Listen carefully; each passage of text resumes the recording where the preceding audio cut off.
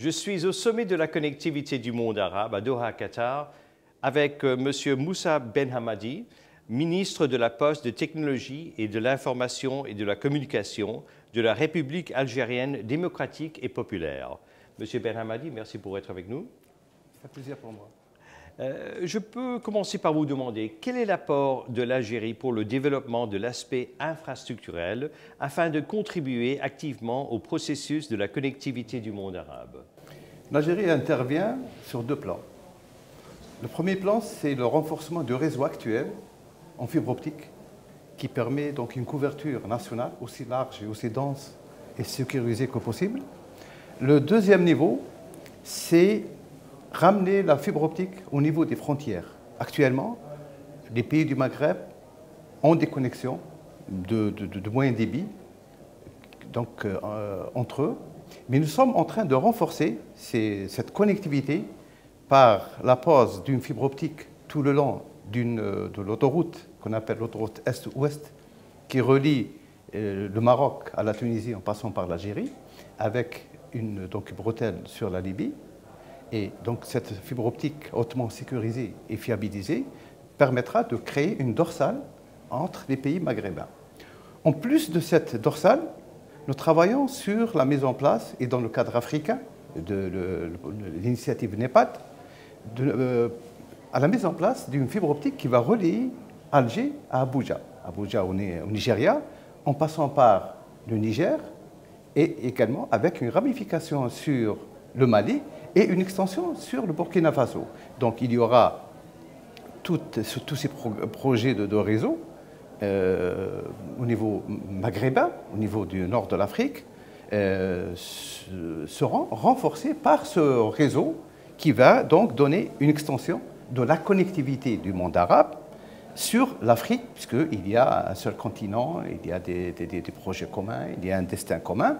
Et en plus, nous travaillons avec certains pays arabes pour la mise en place d'une fibre optique qui partirait de l'Atlantique, donc à l'ouest du Maroc, et qui arriverait à la mer Rouge en Égypte. Et comment le secteur privé peut-il jouer son rôle en Algérie pour booster le processus de la connectivité par le haut et le très haut débit?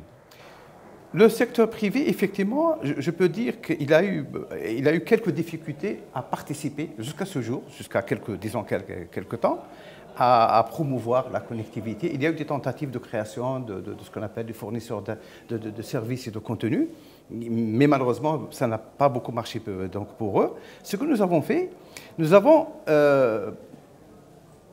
incité et demandé à l'opérateur historique qui est Algérie Télécom de créer un cadre permettant à ces entreprises, à ces fournisseurs d'accès et de services, de l'aider à prendre en charge les besoins des citoyens. Donc il y a une convention cadre qui a été signée avec l'association des fournisseurs d'accès et de services, avec Algérie Télécom. Maintenant, il y a des conventions qui vont être signées avec chacun de ces fournisseurs d'accès pour leur permettre d'offrir le service aux citoyens, d'accompagner le citoyen, de s'occuper des besoins des citoyens en exploitant le réseau d'Algérie Télécom. Et finalement, je voudrais vous demander quelle est la démarche des pouvoirs publics pour associer le citoyen à la gouvernance? La démarche du gouvernement pour que le citoyen soit partie prenante, soit un acteur et non pas un simple, disons, utilisateur de l'information administrative ou bien des décisions qui sont prises et qui le concernent, bien évidemment, c'est de créer un lien permanent en utilisant ces technologies, en ouvrant des portails. Nous avons un portail qui s'appelle le e-citoyen, qui permet aux citoyens de découvrir tout ce qui l'intéresse au niveau de l'administration, des procédures, des documents. Et également, il y a une interaction qui se développe de plus en plus. Je ne peux pas dire que nous sommes arrivés, mais le processus est engagé. Il faut que nous arrivions au niveau de la collectivité locale, au niveau des élus locaux, de créer un lien permanent à travers donc des portails qui soient spécifiques donc à la région, à la commune ou bien au département, avec une remontée au niveau national. Donc ça, c'est un processus qui est en cours. En plus, je cite le cas du ministère de la Justice, qui a créé un réseau ouvert aux citoyens, qui permet aux citoyens, là où ils se trouvent, d'accéder à l'information, de demander des documents administratifs, ce qu'on appelle le casier judiciaire, à partir d'un accès Internet, chez lui, dans un cybercafé, dans un espace communautaire. Donc d'aller de demander et se présenter au niveau du tribunal pour retirer ce document. Et également, il permet même aux citoyens, quand il a une affaire en justice, de suivre en temps réel le déroulement, le processus d'évolution de son affaire. En plus, disons, des portails ouverts aux citoyens, nous sommes en train de créer des centres d'appel qui vont être l'interface, donc une interface permanente entre l'administration et le citoyen.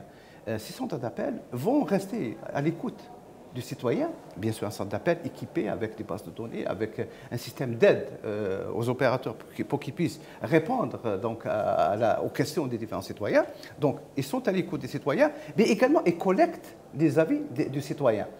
Et c'est grâce à ces deux ensembles, des portails dédiés aux citoyens, plus les centres d'appel, nous allons faire participer réellement le citoyen à la vie publique et surtout faire de sorte que ce qu'il pense, comment il projette l'avenir de l'administration soit pris en charge par le biais de ces deux espaces. Monsieur Benhamadi, ministre de la Poste et des TIC de l'Algérie, merci beaucoup. C'est un plaisir, ça a été un plaisir. Et merci de m'avoir reçu dans votre studio.